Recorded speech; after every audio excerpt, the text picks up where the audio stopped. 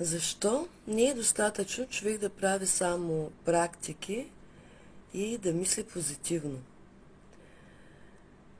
Защото е нужно да намери първопричината на даден проблем, ситуация или трудността, която усеща. А как става това? Първо, чрез осъзнатост. Това е да видим в себе си какво чувстваме, какво мислим и изобщо кои сме ние, какво се случва в нас. И да намерим баланса. Второ, е нужно човек да види причинно-следствените връзки на това, което му се случва. Няма нищо случайно. Всяко нещо води началото си някъде там в миналото. И казват,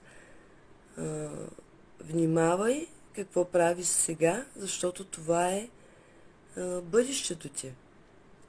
Или сега, днес, това е твоето минало. Трето, добре е човек да обърне внимание на своите чувства, да поработи с тях, да ги приеме и да ги разбере.